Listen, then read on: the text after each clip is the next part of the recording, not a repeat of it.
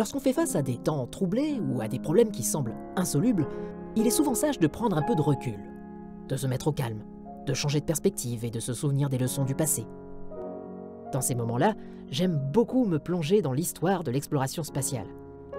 J'y trouve non seulement une source d'espoir et de réconfort, mais aussi quelques enseignements à la portée plus universelle. Et à ce titre, l'une de mes histoires préférées est celle du jour où l'humanité a découvert la Terre. Au cours du XXe siècle, peu d'années ont été aussi tumultueuses que 1968.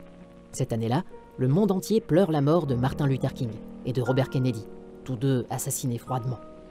Des révoltes étudiantes éclatent un peu partout en Amérique du Nord, au Japon et en Europe, et sont violemment réprimées. En filigrane, les États-Unis et l'Union soviétique se livrent une féroce compétition idéologique, militaire et technologique. Pour la première fois de l'histoire, cette rivalité se joue au-dessus de l'atmosphère terrestre.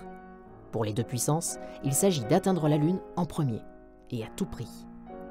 Dans la course à l'espace, les soviétiques ont déjà quelques coups d'avance. Le premier satellite artificiel en orbite terrestre, la première sonde spatiale à atteindre la Lune, ainsi que le premier homme et la première femme dans l'espace. Les États-Unis se sentent donc contraints de riposter en prenant les soviétiques de vitesse sur la prochaine étape majeure, l'envoi d'un équipage humain vers la Lune. Pour ce faire, la NASA reprogramme, à la dernière minute, une mission initialement prévue pour tester son module lunaire en orbite terrestre. Il s'agit de la mission Apollo 8.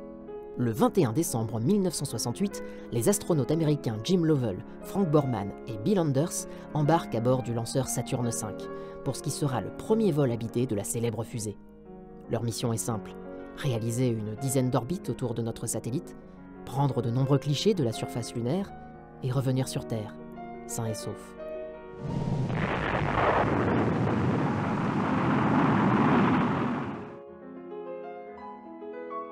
Lorsqu'au bout de 3 jours de voyage, les 3 hommes arrivent aux abords de la face cachée de notre satellite, ces derniers découvrent un panorama qu'aucun être humain avant eux n'a pu voir de ses yeux. Une surface grise et meurtrie d'innombrables cratères, désertiques, hostiles.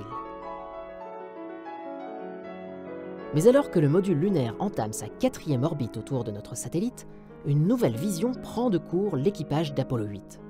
À travers la fenêtre du vaisseau, une tache de couleur émerge peu à peu au-dessus de l'horizon lunaire. Cette tache, c'est la Terre.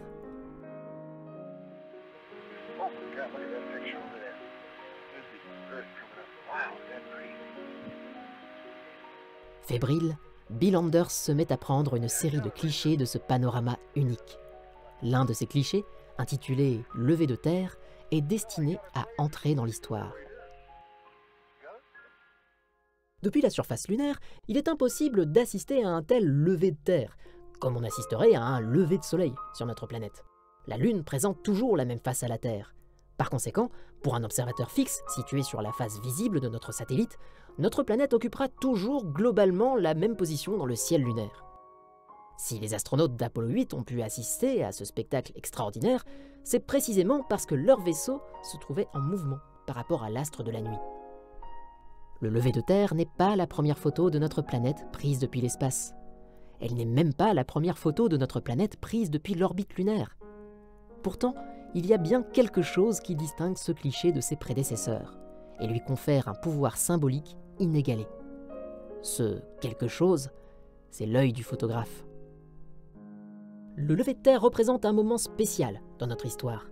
À travers les yeux de l'équipage d'Apollo 8, c'est l'humanité tout entière qui pouvait, pour la toute première fois, porter un regard neuf sur son berceau cosmique.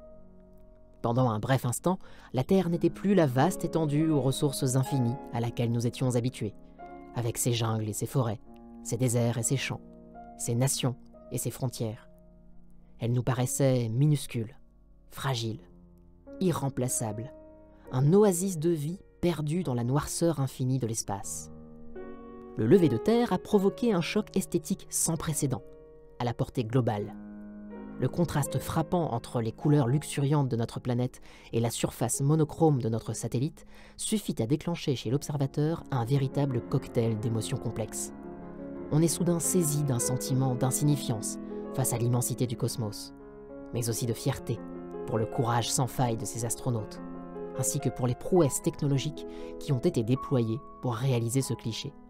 Et surtout, d'un profond sentiment d'unité, de responsabilité et de citoyenneté planétaire. Plus que jamais pertinent en ces temps de crise écologique, le lever de terre est aujourd'hui élevé au rang d'icône au sein des mouvements environnementalistes. Il est un puissant cri de ralliement, un appel à préserver l'habitabilité de notre planète, ce monde que nous commençons à peine à connaître, et le seul que nous ayons.